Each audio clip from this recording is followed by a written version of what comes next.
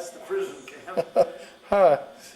So that's what's going to happen to us. We thought I guess he was one of those guys he then. was one of those. Boy, we were sure glad to see him come. He said the guys in the B-17 were the bravest guys in World War II. When we were on our mission to Ohio, one of the guys was in the Air Force. He kept telling, he said, Sister Gaisford, you're sure lucky to have Elder Gaisford alive. He says, not many ball turret gunners survived. Yeah, I'll bet. You had a 25% chance. Every time you flew. Where were you stationed? In Thorpe Abbott in England, near Dis. Huh. We still have the conning tower there, and we have a museum there now. And how many missions did you fly? You had to fly 35 and then you could come home. I flew my 35th in the war ended. Oh, is that right? Huh. And I'll bet most people that flew 35 missions didn't live to tell about it. The percentages weren't very good. No. But the last 4 missions in Holland, we found out that the infantry bypassed Holland as they hit Europe because it wasn't important to take the manpower to go in and clean it out, so they just bypassed it, and the Germans stayed there. And near the end of the war, we heard that they were starving the Dutch. They were taking all the food. And so we made a gentleman's agreement with them that we would drop food to them. And they said, that's okay, but just drop in designated areas. We'll show you where to drop. So the first mission, we dropped in designated areas. And then in contact with the underground, we found out that they picked up all the food. The Germans did. Yeah, so the next missions, the next 3, when we saw people, we pushed food out to them. Huh. And when we were serving in the temple, I ran across some people from Holland, and I said, did you happen to be there at the end of the war? You know, we were in the same age group, and they says, oh, yes, we were. I says, did you get the food that the bombers pushed out to you? And they says, oh, yes, it saved our lives. Wow. I says, I was pushing food out. Huh. Well, didn't you tell me, was it the first mission you flew, you saw some fighter planes coming up shooting at you, and you shot back at them, and saw some flames, and you thought you'd hit them, and then you realized that they were shooting back at Yeah, I you. realized it was the flame on their wings shooting at me. That was interesting, the first mission I went on, they come and get you up from 3 to 6 in the morning. And they come to the barracks and call your name out and say, you're flying today.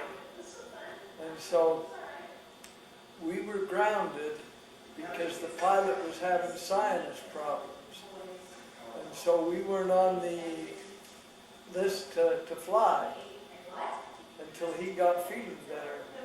And they came this one morning and got the crews out that were flying, and then come back about 5:30, 6 o'clock and said, Staff Sergeant Gaisford, you're flying today. I said, my crew's grounded. They said, you're flying. One of the ball turret gunners is sick. So they took me to the mess hall. I ate. They took me to the supply place. I got my flying bag. And they took me in a Jeep out as the planes were taxiing and pulled up to this plane that was taxiing. The ball turret gunner jumped out and I jumped in and took his place. And then I said, where are we going? They said, we're going to Merseburg. And I said, oh, that's good. And done me, I didn't know anything about one target or the other. Yeah. And that was one of the worst targets in Germany. It was an oil refinery, and it was protected by thousands of flat guns and fighters. Jeez. Wow. And I flew 3 missions with them. And then our crew was, able to fly, and so I flew with the crew. So I had 3 more missions than the rest of the crew. Huh. But boy, when I got back, my whole crew was waiting at the plane, because, you know, they get information, the planes are coming in, we're missing 5 planes and whatever, and so they're getting the information over the speaker system, and so they're all out there to find me. So were your planes hit when you flew? Pardon? Did you ever have your plane hit? Oh, lots. Really? One mission, we lost an engine over the target, and when you lose an engine, then you can't keep up with the squadron of the group. And so we had to lose altitude and fly back on our own. And that's dangerous, because when the fighters see you on your own, they go and get you. Because your protection is in the formation of the squadron. You have guns sitting out at all angles, so they have a hard time coming in a squadron. But when you're alone, you're a sitting duck. Well, we didn't have problems with fighters, and as we hit the English Channel, we lost another engine, and as we were ready to land, just before we hit the runway, we lost the 3rd engine. Oh, jeez. And the 4th engine stopped at the end of the runway. Oh, no.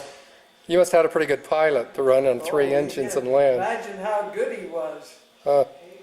Boy, that takes some doing. And one time, he got hit in the head. He had a flak helmet on, and pilot and co-pilot had a flak suit on. Really, it's an apron that's on the front and on the back of them.